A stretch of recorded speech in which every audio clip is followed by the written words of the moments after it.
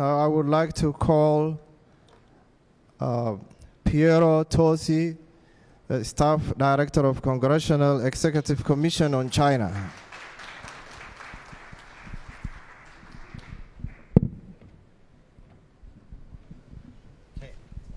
Well, thank you very much, and happy Independence Restoration Day to everyone.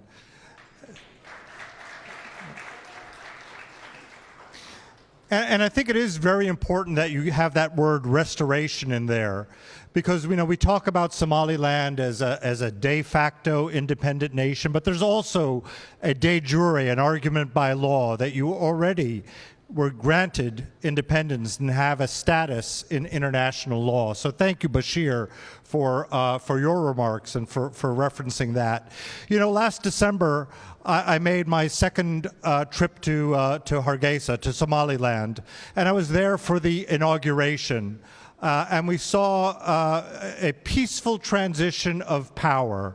We saw democracy in action. We saw President Iro and former President Bihi sitting next to each other and shaking hands. Somaliland is an example not just for Africa, but for the world. What you have built there, a democracy, a country that respects rule of law. You're building an example there. When we were there, we also met with representatives from Taiwan, Ambassador Liu.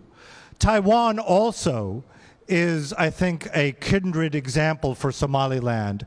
Taiwan also is not recognized by many countries in the world. Yet, it has created a vibrant democracy where we also see peaceful transfers of power. We see shared power.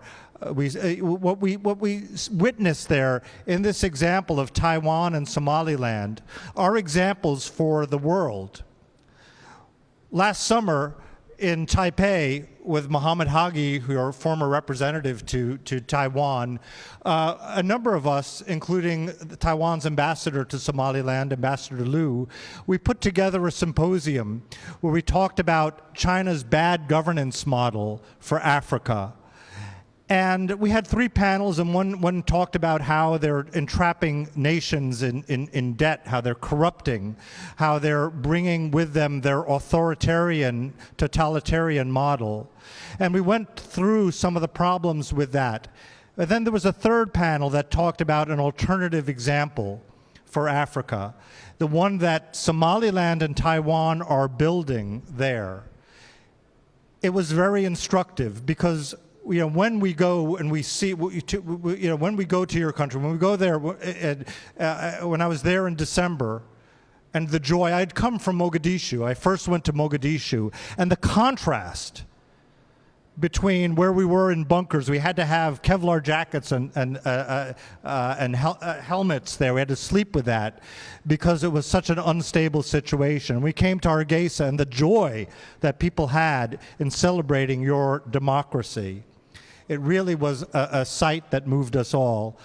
I want to thank all of you, but we have a number of distinguished guests here, and it's always, I think, a difficulty when you start naming people. But I do want to recognize Minister Abdul Rahman Adam, and also my good friend Bashir Goth and Mohammed Hagi, your representatives. I also are representatives from Taiwan, Andrea from the DPP, and Sean from TechRo, and also Arina Zhang, who's a Taiwanese American, and I would say almost a Somalilander, for all her efforts that she's done to try to build Somaliland's economy.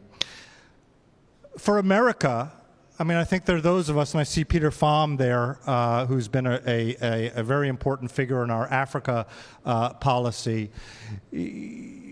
When we look at Africa and we look at where, what do countries have to offer? Well, we see Somaliland. We see certainly your strategic location. We see your geography, and there's a case there to be made for recognition. But I think the most important case for recognition is a moral one. It is the fact that you are a democracy. You also show respect for religious freedom.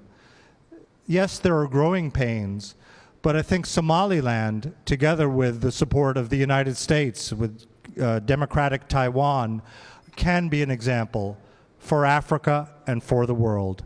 Thank you very much.